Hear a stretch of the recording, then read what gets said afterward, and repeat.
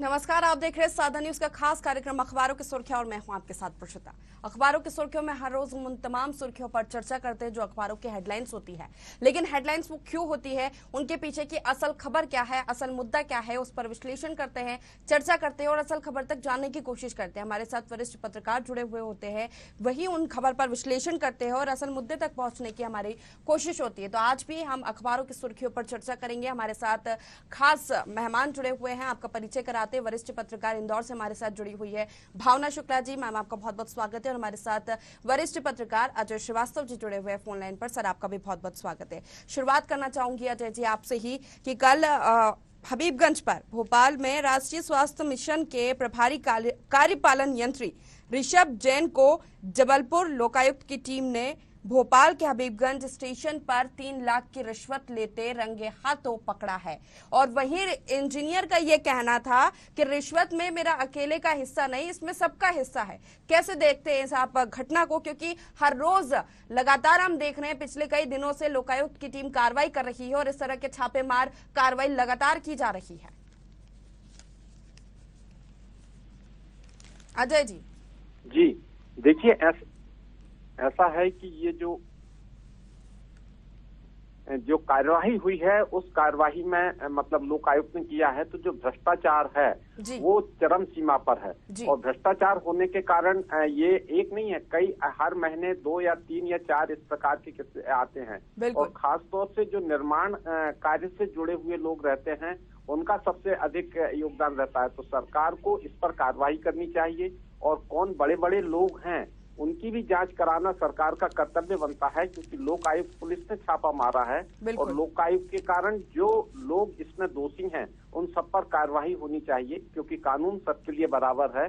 और ये एक बहुत गंभीर विषय है। एक ऊंचे वेतनमान, ऊंची तनख्वाह और सारी सुविधाएं लेने के बावजूद भी जो ऊंचे पदों पर बैठे हुए लोग हैं वो भ्रष्टाचार में अधिक लिप्त पाए जा रहे हैं। ये देश के लिए एक चिंता का विषय है। तो इस मामले में अधिक गंभीरता से जांच की जाए और जो दोषी हैं उन्हें सजा दिलाई जाए। अजय जी, लेकिन एक बड़ी विडंबना यहाँ पर मैं कहना चाहूंगी कि इस तरह के छापेमार कार्रवाई हम देखते हैं, लोकायुक्त की टीम करती है, सीबीआई की टीम करती है, जांच की जाती है, लेकिन अंत में क्या होता है उस मामले का, कहाँ वो दब जाता है, वो किसी को समझ में नहीं आता। क्योंकि अगर हम ऐसे अधिकारियों की बात करें, ये बड़े अधिकारी है, जनता से जुड़े हुए विभाग में ये पदस्थ होते हैं जहां पर जनता का पैसा भी जाता है। तो ये जनता के पैसे से ही इस तरह के भ्रष्टाचार करते हैं, रिश्वत लेते हैं। 3 लाख की रिश्वत एक बड़ा अमाउंट है, लेकिन कार्रवाई के नाम पर कुछ नहीं किया जाता। लेकिन कार्रवाई होती है, इसमें कार्रवाई में वक्त लगता है, क्योंकि कानून में उनको भी अपना पक्ष रखने का समय लगता है। लेकिन अभी भी जो भी निर्णय हुए हैं, जो हुआ है, क्योंकि कानूनी प्रक्रिया हमारे देश की ऐसी है कि सबको अपने पक्ष रखने का रहता है। लेकिन हाँ, दोषियों को सजा हुई है, इसमें दो मत नहीं, लेकिन उसमें कुछ लोग छूट जाते हैं। और हमारे यहाँ का कानून भी कहता है कि 10 दोषी छूट भी जाएं, लेकिन एक बेकसूर को सजा नहीं होनी चाहिए। तो उसे भी अपने पक्ष रखने का पूरा मौका मिलता है। लेकिन हाँ, ये है कि ये लोगों में एक अंतरात्मा से एक ईमानदारी आना चाहिए और एक बड़े पदों पर बैठे हुए लोगों के लिए लोगों के बीच में एक आदर्श बनना चाहिए। वो काम अभी हमारे बड़े अधिकारी नहीं कर पा रहे हैं। जबकि ऐसे जो कई जो जनता से जुड़े हुए सीधे मामले हैं जिनमें गरीब जनता रहती है और सरकार उनका बजट जो है बड़े उससे रखती है कि ये जो है जनता के उपयोग में आएगा, लेकिन कई भ्रष्ट अधिकारी उसमें इतने अधिक घपले करते हैं कि वो एक समाज के लिए शर्म का विषय बन जाता है। तो सरकार को चाहिए कि इस विषय को और गंभीरता से ले और इसकी गंभीरता से और अधिक जांच कराई जाए। बिल्कुल। भावना जी, आपसे लेना चाहूंगी, क्या कहेंगे आप? देखिए, मुझे लगता है कि शायद ही कोई दिन ऐसा रहे जब अखबारों में इस तरह की खबरें सुर्खियों में नहीं आती है। तो इसका सीधा सा मतलब है कि अब जैसा विनोबा भावे जी ने कहा था कि ये एक समय बाद में भ्रष्टाचार हमारे समाज का अंग बन जाएगा, तो उस तरह से ये बन चुका है। बिल्कुल। दूसरी बात यहाँ पे सबसे दुखद जो होती है वो ये है कि ये इस तरह का अंक क्या, ये पूरी तादाद बढ़ती जा रही है। तृतीय श्रेणी के कर्मचारी हो, चतुर्थ से लेके टॉप मोस्ट ब्यूरोक्रेट्स तक पे इस तरह की कार्रवाइयां, इस तरह के जब मामले आए हैं तो खुलासे होते आए हैं। बिल्कुल। एक बार जब मैंने यहाँ पे बात की थी रिपोर्टिंग के दौरान ही किसी वरिष्ठ अधिकारी से, और हमने कहा था कि सर ये मामले इस तरह से होते हैं, आपके विभाग में ये मामला सामने आ रहा है। उस वक्त खबर प्रकाशित रिपोर्टिंग के दौरान की मैं बात बता रही हूँ जी। तो ऑफ द रिकॉर्ड उन्होंने मुझे बताया था कि मैडम हम इस तरह से कार्रवाई करें तो पूरे विभाग को ताला लग जाएगा। इससे आप समझ सकते हैं कि स्थिति कितनी भयावह है यहाँ पर। और हर कोई, जैसा इन्होंने कहा कि मैं अकेला नहीं करता हूँ, ये सभी लोग जान चुके हैं। आज ये बात पर्दे के पीछे की भी नहीं रही है कि इस वाले मामले में सिर्फ वही एक अधिकारी खा रहा है, पूरी चेन चली आती है। इवन साफ कहा जाता है, कई फरियादी जब जाते हैं या कोई जब प्रार्थी जाता है किसी सरकारी दफ्तर में, तो उससे जो डिमांड की जाती है उसमें सीधे तौर पे कहा जाता है सबको देना पड़ता है। तो खास बात यह है कि हर बार ये बात कही जाती है शासन के स्तर पर भी कि भ्रष्टाचार मुक्त होगा, कभी परेशानी नहीं होगी, आसानी से काम हो जाएंगे, लेकिन ऐसा नहीं होता है। ये तो कहते हैं कि सिर्फ एक छोटी मछलियां हैं जो कभी कभी दायरे में आ जाती हैं। तो पूरी तरह से सफाई की जरूरत है, इसमें कोई दो मत नहीं है। और इसके लिए दृढ़ इच्छा शक्ति राजनीतिक ही कर सकती है इस काम को। निश्चित ही इस तरह के मामले लगातार हम देखते हैं कि सुर्खियों में आते हैं। अधिकारी हो या किसी भी विभाग में पदस्थ एक जिम्मेदार अधिकारी हो, वही भ्रष्टाचार करते जब नजर आते हैं तो निश्चित ही एक शर्म की बात है सरकार के लिए भी, क्योंकि ये कोई पहला मामला नहीं है। इस तरह के मामले हम देखते हैं लगातार सुर्खियों में आते हैं, लेकिन क्या जांच होती है, क्या कार्रवाई होती है, और अगर कार्रवाई होती भी है तो क्या सख्त कार्रवाई होती है ताकि आगे इस तरह के मामले सामने ना आए। खैर, इस मामले में क्या होता है वो तो आने वाला समय बताएगा। बढ़ते हैं अगली बड़ी खबर की ओर। डबरा ग्वालियर से अजय जी मैं आपसे लेना चाहूंगी। हैवानियत यहां पर देखने को मिली। शादी के 3 महीने बाद पति ने पत्नी को तेजाब पिला दिया। हॉस्पिटल में एडमिट है। कई अंग शरीर के खराब हो चुके हैं, आंतरी बाहर आ चुकी है उनकी। कैसे देखते हैं आप इस पूरी घटना को? देखिए, ये जो घटनाएं हैं इस प्रकार की जो होती हैं वो समाज में कई आर्थिक परेशानियां, कई समाज में जो एक विभिन्नता और एक तरह से विपन्नता जो पाई जा रही है, उसके कारण लोगों को के बीच में ये घटनाएं घटती हैं। और कई जगह इन बातों में काउंसलिंग की जरूरत रहती है। कई जो है वो नशे की आदतों के कारण ये घटनाएं घटती हैं। तो ये जो घटनाएं हैं, तेजाब से जलाना, ये तो एक बहुत बड़ा अपराध है और ये एक है। लेकिन कई बार ये जो मानसिक बीमारियां रहती हैं, कई जो नशे की बात रहती हैं, उनमें ये घटनाएं अधिक आती हैं। आर्थिक जो तंगी है वो भी इसमें एक बहुत बड़ा कारण होती है, जो गृह कलह के कारण बनते हैं। लेकिन बड़ा सवाल यहाँ पर अजय जी यहाँ पर ये होता है कि हमेशा लड़कियां, महिला या युवतियां ही इसका शिकार होती है। हाँ, ये बात आपकी सच है। जो महिला वर्ग है वो बहुत अधिक पीड़ित होता है और इसमें भी कई इस प्रकार की काउंसलिंग की जरूरत है लोगों के लिए। और इसमें एक महिलाओं के सशक्तिकरण है और काफी हद तक इसमें अशिक्षा भी मतलब जिम्मेदार है। तो ये जो घटनाएं हैं ये भविष्य में ना हो, तो सरकार को एक जागरूक होना चाहिए और सामाजिक संगठनों का भी इसमें एक कर्तव्य बनता है कि वो लोगों के लिए अच्छे ढंग से बताए कि देखिए कि ये परिवार की कलह रहती हैं और ये हैं, इनको एक छोटे से ढंग से कुछ आपसी समझदारी से भी इनको दूर किया जा सकता है। तो ये बहुत ही चिंता का विषय है कि ये जो घटनाएं हैं इनमें सिर्फ महिलाएं ही शिकार होती हैं। ये आप ठीक है। भावना जी, आपसे लेना चाहूंगी, जिस तरह से दिल्ली महिला आयोग की अध्यक्ष है स्वाति मालीवाल, उनका भी कहना है कि एसिड अटैक सर्वाइवर को न्याय दिलाने के लिए आवाज उठाई, तब मध्य प्रदेश पुलिस हरकत में आई, वरना लड़की की आवाज सुनने वाला कोई नहीं था। देखिए, ये हर स्तर पर निंदनीय है। आप इसको सरकारी स्तर पर बात करें, सामाजिक स्तर पर बात करें या पारिवारिक स्तर पर बात करें, सबसे बड़ी बात आती है ये मानसिक रूप से विकृति का घोषक है। भावना जी, मैं यहाँ पर आपको रोकना चाहूंगी। इस मुद्दे पर आगे हम चर्चा जारी रखेंगे और इस मुद्दे पर भी हम चर्चा करेंगे आगे। लेकिन उससे पहले जो हमारी चर्चा चल रही थी, भावना जी आप तक मेरी आवाज पहुंच रही होगी, आपकी बात अधूरी रह गई थी। जिस तरह की हैवानियत की हम बात करते हैं, जिसका शिकार सिर्फ महिला वर्ग ही होता है। मैं वही कह रही थी कि ये जिस तरह से ये पूरा सामाजिक पारिवारिक हर स्तर पर घोर निंदा की जानी चाहिए और क्रूरतम अपराध है इस तरह के। दुखद बात ये हो जाती है कि इस तरह के मामले को दर्ज करने में बहुत सी दिक्कतों का सामना करना पड़ता है, जिसमें कि होना ये चाहिए था कि इस तरह के मामलों को दर्ज करने में, कार्रवाई करने में किसी भी तरह की देरी नहीं होना चाहिए। बिल्कुल। एक बार जब मुझे ध्यान है, मैं प्ले कर रही थी और तभी मैंने उसमें भी ये बात कही थी कि इस हद तक मानसिक रूप से विकृत हो चुके हैं लोग यहाँ पर कि नारी की लाश को भी वो नोचने से नहीं चूकते हैं। ऐसे मामले होते हैं कि जहाँ जानवर भी शर्मिंदा होता है। हम कहें कि इस हद तक इस बात का विरोध करना चाहिए यहाँ पर। और खास बात ये होती है कि जो सोच है उसको बदलने की निहायत जरूरत है।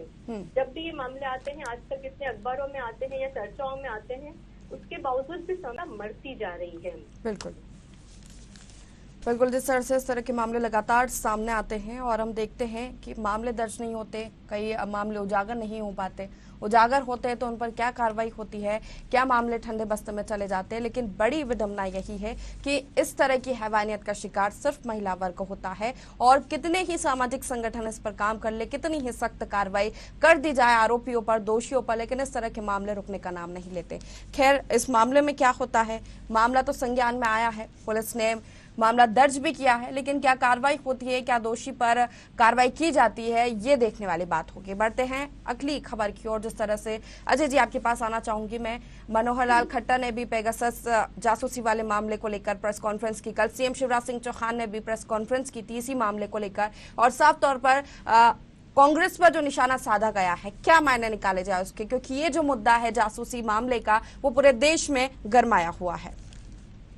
देखिए, ऐसा है कि जो वर्तमान मानसून सत्र है जी, इसमें 17 बिल और 2 अध्यादेश आने हैं जी। एक समय था भारत में प्रतिपक्ष जो था उसकी सत्ता पक्ष से अधिक सम्मान था। जब डॉक्टर लोहिया जो थे, उनकी एक किताब भी मतलब वहां पर रखी हुई है संसद में, लोहिया और संसद में, यहाँ तक कि जो सबसे पुराने लोकतांत्रिक देश हैं, आपका ब्रिटेन, हाउस ऑफ कॉमन्स के जो मेंबर ऑफ पार्लियामेंट हैं, वो सबसे ज्यादा डॉक्टर लोहिया के को ही पढ़ते हैं कि मुद्दे कैसे उठाना चाहिए। प्रश्न इस बात का है कि जो 17 महत्वपूर्ण बिल हैं, 2 अध्यादेश हैं, उनके लिए प्रॉपर होमवर्क विपक्ष ने किया है कि नहीं किया है? क्या कोई एक छोटा सा मामला लेके या बायर का मामला लेके उसका जो मामला है वो अन्य समिति को भी सौंपा जा सकता है, ज्वाइंट पार्लियामेंट्री उसको भी समझाया जाता है, लेकिन एक अवरोध पैदा करना, एक अवरोध जो कि एक देश के लिए नुकसानदेह है। यदि बिलों पर चर्चा नहीं होगी, ये बायकाट करेंगे, बिल पास होंगे, अध्यादेश उसका पास होगा, फिर ये कहेंगे कि इसमें लोकतंत्र का गला घोटा गया। आप अपनी जिम्मेदारी से क्यों भाग रहे हैं? आपकी सबसे बड़ी जिम्मेदारी यह है विपक्ष की कि वो उन 17 बिलों में कितना कौन सी कमी रह गई है या कौन सा उसमें संशोधन हो सकता है, कौन सी उसमें नई बात रखी जा सकती है जो जनहित में हो। लेकिन उस मामले में देखा जा रहा है कि विपक्ष जो है वो पूर्णतः लापरवाह है। वो किसी ऐसे मामले को लेकर संसद के बीच में अवरोध पैदा कर देता है।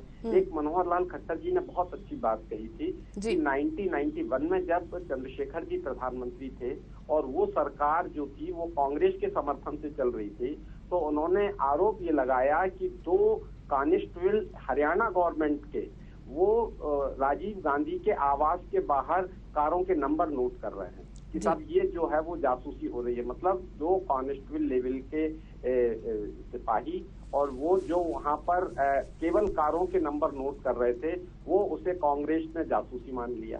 तो जो एक आधार है, प्रतिपक्ष की एक हैसियत होती है, प्रतिपक्ष का जो सम्मान होता है वो सत्ता पक्ष से अधिक होता है। क्योंकि हम देखते हैं, पढ़ते हैं और हमने पहले भी पढ़ा है, हमारे भारत का इतिहास ही रहा है कि जो सम्मान पंडित जवाहरलाल नेहरू का नहीं था, उससे अधिक सम्मान डॉक्टर राम मनोहर लोहिया का था। वो उन्हें एक विपक्ष का आदर्श नेता माना जाता था, क्योंकि वो जो मुद्दों की जो बहस थी उसकी गंभीरता को आगे बढ़ाते थे और विषय का ज्ञान भी होता था। लेकिन ये बात है कि वो अपना होमवर्क नहीं करना चाहते, क्योंकि जो बिल हैं उनमें कई प्रकार के अध्ययन की, कई विशेषज्ञों की कई आवश्यकताएं पड़ती हैं और वो जनहित की बात रहती है। जो मुद्दे होते हैं वो होते हैं, लेकिन ये जो एक प्रकार से अवरोध पैदा कर देना, क्योंकि संसद जो है वो हमारे आपके टैक्स से चलती है और उसका जो लाखों रुपए का प्रति मिनट का खर्च होता है, और भत्ते रहते हैं, सब रहते हैं, और लोगों को ये दुख होता है जब संसद नहीं चल पाती है। संसद तो एक हमारी बहुत बड़ी तोप है, मतलब जिसे कहना चाहिए कि तोप जो युद्ध में काम करती है वो जनहित कार्यों के लिए ठीक वैसा ही काम हमारी संसद करती है कि संसद में कोई मामला जाता है, वो मामला गंभीर माना जाता है और उस मामले को की होती है और वहाँ पर सब चीज लिखित होती है। तो जो भी संशोधन या जो भी उसमें अपने नए प्रस्ताव या नए बातें रखी जाएं तो वो उसमें नोट होंगी, जो सांसद कह रहा है उस बात को कार्यवाही पूरी नोट होती है, लिखित कार्यवाही होती है। तो सांसदों को, विपक्ष को अपनी जिम्मेदारी को भी समझना चाहिए और संसद के इस अवरोध को समाप्त करना चाहिए। निश्चित ही संसद की बात की जाए तो जनहित के मुद्दे वहां पर चर्चा का विषय रहते हैं और इस तरह के फिर जब मामले, जासूसी वाला मामला जो लगातार गरमाया हुआ है, सीएम शिवराज सिंह चौहान ने भी सीधे कांग्रेस पर निशाना साधा है। भावना जी, उन्होंने कहा है कि जासूसी का इतिहास कांग्रेस का रहा है, राहुल प्रियंका के डीएनए में जासूसी है, सीधे तौर पर उनका ये कहना है। कैसे देखती हैं आप? अभी जो घटनाक्रम हो रहे हैं इसको हमको 3 स्तर पर हम देखते हैं जी। पहली बात, अगर हम करें कि ये इतिहास कांग्रेस का भी रहा है तो यहाँ बात कांग्रेस, बीजेपी या वही बात आ जाती है कि राजनीतिक पार्टियों से ऊपर उठकर भी देखनी होगी। ये सब बात जानते हैं कि आईबी डिपार्टमेंट रहता है, इंटेलिजेंसी रही है और जो भी पद पर बैठा होता है वो अपने अपने तरीके से इनपुट लेता है। बात आती है किस हद तक ये वाला मामला दूसरे मामलों से अलग इसलिए है कि यहाँ पर अंतरराष्ट्रीय स्तर पर भी देश की बदनामी हो रही है। बिल्कुल। और उसमें देश की बदनामी इस तरह से हो रही है कि ये अगर कहते हैं, कल ही जब मैं देख रही थी बीबीसी पर भी आ रहा था, तो एमनेस्टी या इस तरह के जो संस्थान है उन्होंने कहा कि हम बुलिंग जैसे शब्द का इस्तेमाल किया गया कि बुलिंग की जा रही है, हैरेसमेंट किया जा रहा है भारत जैसे देश में। ठीक है, हम ये मान सकते हैं कि वो अलग संस्थान है, एमनेस्टी हो किसी तरह का उसका फंडिंग या उस वाली हम डिटेल में नहीं जाएंगे, पर अंतरराष्ट्रीय छवि पर क्या असर पड़ रहा है देश का उसको भी ध्यान में रखना होगा। हालांकि यूएस ने इस तरह की जो जासूसी होती है उसके खिलाफ बात कही है, तो हमें ये देखना है यहाँ पर कि किस हद तक कर रहे हैं। अगर विपक्षी नेताओं की जासूसी की जा रही है, पत्रकारों की जा रही है, तो सीधे तौर पर लोकतंत्र के हिसाब से आप यहाँ पे बहुत नुकसान पहुंचा रहे हैं। यहाँ पे हम बात करते हैं, कोई भी खुलकर बात करने में नहीं डरे, ये एक स्वस्थ लोकतंत्र की बात होती है। जहां तक बात संसद की है, तो संसद का सत्र जो है निश्चित तौर पे चलना चाहिए, उसमें कोई दो मत नहीं है, क्योंकि उसमें पैसे की बर्बादी होती है और महत्वपूर्ण बिल होते हैं। लेकिन संसद को भी हर किसने अपने अपने राजनीतिक पैतरेबाजी का अखाड़ा समझ रहे हैं। कल ही अगर हम देखते हैं या इसके पहले जो बात कही गई थी कि ऑक्सीजन की देश में कोई कमी नहीं थी, तो यही बात अपने आप में कितनी हास्यास्पद है और वो भी संसद में ये बात कही जा रही है। यहाँ तक कि हर गली मोहल्ले में यथास्थिति हम सबके सामने आ चुकी है, पोल खोल चुकी है। तो ये वाली बात है कि संसद में भी अगर कोई बात उठाई जाती है तो वहां पे गंभीरता से बात उठाने का अपना महत्व है, जवाब देने का अपना महत्व है, क्योंकि ये जिम्मेदारी तय करता है। बिल्कुल। तो इस तरह की बहस, डिस्कशन होना बहुत बेहद जरूरी है। लेकिन साथ ही अगर ऐसी बातें भी उठती हैं जासूसी वाले मामले के ऊपर लेकर, आरोप प्रत्यारोप से भी ऊपर उठकर, ये बहुत ही ज्यादा गंभीर विषय है। और अगर इस तरह से काम किया भी जा रहा है, क्योंकि ब्लेम गेम करके हम उसमें अंत में कुछ नहीं पा सकते, सिर्फ नुकसान होगा तो जनता का होगा, लोकतंत्र का होगा। निश्चित ही खैर देखना होगा कि आगे ये मामला कितना और बढ़ता है और क्या कुछ कांग्रेस का रुख होता है और फिर क्या सरकार का रुख होता है। बढ़ते अगली खबर की ओर, कल सीरो सर्वे आया है, उसकी रिपोर्ट सामने आई है। सीरो सर्वे जो हुआ है अजय जी, देश के 67% लोगों में एंटीबॉडी पाई गई है, प्राइमरी स्कूल खोल सकते हैं, बच्चों को खतरा कम है, इस तरह की बातें सीरो सर्वे में निकल कर सामने आई है। लेकिन अभी भी 40 करोड़ की आबादी को देश की खतरा है इस कोरोना वायरस से। देखिए, ये जो रिपोर्ट्स आई हैं कोरोना की, जो वैक्सीन लगने के बाद में जो एंटीबॉडी जो रिपोर्ट्स आ रही हैं, वो रिपोर्ट्स के आधार पर तो ठीक है, लेकिन अभी जैसे तीसरी लहर का जो खतरा है, WHO ने भी कहा है कि अगस्त के तीसरे सप्ताह में आ सकती है। तो पर्याप्त सावधानी बरतना पहला कर्तव्य है, क्योंकि यदि वो तीसरी लहर आती है तो उसके कोई और भी परिणाम हो सकते हैं। जब सरकार इतने दिन रुकी है तो 1 अगस्त के बाद भी इन स्कूलों को खोला जा सकता है, क्योंकि वो तीसरी लहर के समाप्त होने के बाद उसका वो लिया जा सकता है कि भाई कर सकते हैं। लेकिन हाँ, ये जरूरी है कि सावधानी पूरी बरतनी होगी, सरकार के लिए भी, जो लोग उस स्कूल में जाएंगे उनके लिए भी, और सावधानी बरतना ही एक कोरोना का बहुत बड़ा बचाव है। बिल्कुल जी, निश्चित ही समय की कमी है हमारे पास। भावना जी, इसी पर आपसे भी ले लेती हूँ कि WHO पहले भी कह चुका है कि वैक्सीन तो है एक इलाज, लेकिन सिर्फ वैक्सीन इलाज है ये भी सोचना गलत है, सावधानी बहुत जरूरी है। बिल्कुल, देखिए ये जो कोरोना के केसेस का ग्राफ हम देखिए, अगर मध्य प्रदेश की बात करें तो 18 थे, अब 19 मामले यहाँ पे 24 घंटे में रिपोर्ट हुए हैं। इंदौर में भी यही हाल है, एक एक्टिव केस मतलब पॉजिटिव नोटिस होता है और उसके बाद में ये संख्या 2 हो जाती है, अब 4 हो गई है। तो ये बीमारी संक्रमण की इस गंभीरता को हमें नहीं भूलना चाहिए। रिसर्च की जहां तक बात है, ICMR की रिपोर्ट की बात है, तो अनुसंधान एक सतत प्रक्रिया है और ये पहली बार आया है क्योंकि कोरोना जैसी बीमारी, तो उसके बारे में आप और अनुसंधान करते रहेंगे, रिपोर्ट्स आती जाएगी। पर इन सब बात का ये नतीजा या निष्कर्ष हम कहें यह है कि सावधानी तो रखना ही है और स्कूल खोलना तो कहीं से किसी भी लिहाज से हम कह सकते हैं कि समझदारीपूर्ण निर्णय नहीं है, क्योंकि हम ट्राई एंड एरर बेसिस पे बच्चों की जिंदगी खतरे में नहीं डाल सकते। उनमें होती इम्यूनिटी अच्छी, ये बात है, इसमें कोई शक की बात नहीं है, लेकिन हम अपनी सोच पे या खाली रिसर्च पर जिंदगी को दांव पे नहीं लगा सकते।